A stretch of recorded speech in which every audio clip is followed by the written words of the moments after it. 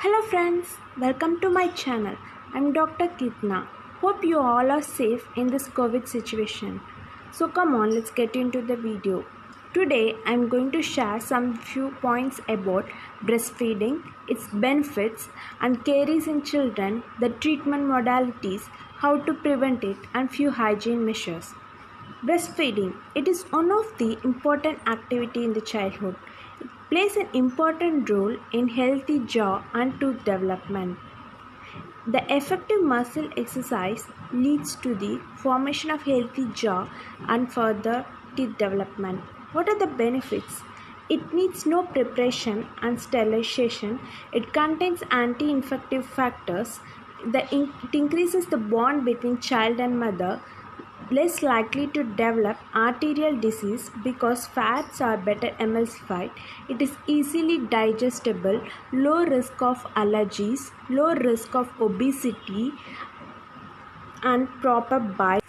The following picture shows how to maintain a proper hand hygiene before you breastfeed the child, because it is very important before breastfeeding. Now let's see how breastfeeding at night causes decay. Prolonged breastfeeding at night leads to a cavity or caries formation. Never put the child with the bottle full of milk or any juices or anything at night, because it leads to early childhood caries, which is very common in children nowadays. These caries are treatable in children, and in the following slides let's see how it is treated and the mechanism of caries formation. The mechanism of caries is that the sugars in the food reacts with the bacteria in the mouth and makes acid. These acids interacts with the tooth and forms cavity or hole in the tooth. This is known as caries.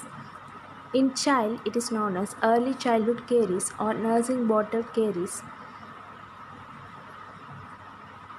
So now let's see how it is seen in the early stages. This picture shows what are the types of early childhood caries, and in early stages it is seen as white spot lesions, which then develops into brown spots and which further leads to severe decay in the tooth. These can be treated. Now let's see the treatment modalities. If the pulp is not involved, the treatment includes simple restoration using composites and GIC. And if pulp is involved, it is done pulpectomy or pulpotomy. This picture shows the glass ionomous cement and composite restoration, and the black color shows the amalgam filling of the tooth. Nowadays, the amalgam is not used in the dentistry. Composite is widely used. Now, what is the indirect or direct pulp capping and pulpectomy or pulpotomy? So, the direct pulp capping is that first it is diagnosed using radiograph, then the teeth is anesthetized, then caries is excavated, the caries near the pulp is alone retained, then biocompatible material is placed, then restoration is done over it. It is known as indirect pulp capping. The direct pulp capping involves diagnosis, anesthetizing the tooth, then rubber dam is placed, bleeding is controlled, and biocompatible material is placed, and restoration is done.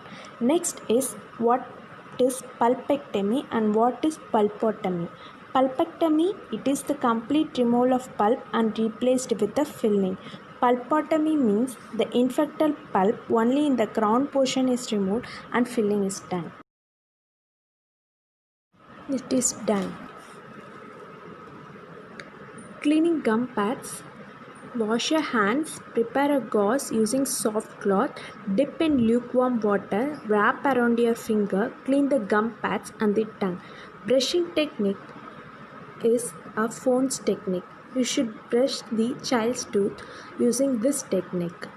Grain size toothpaste should be used until 2, and after 2 years of age, pear sized toothpaste should be used.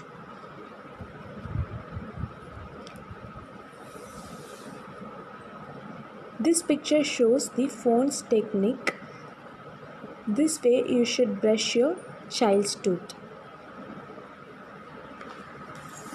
The guidelines to the parents: every 6 months you should visit the dentist. As soon as the first tooth erupts, you should brush your baby's tooth with a fluoride toothpaste at least 1000 ppm. I hope this video is useful for you. Thank you for watching. Bye.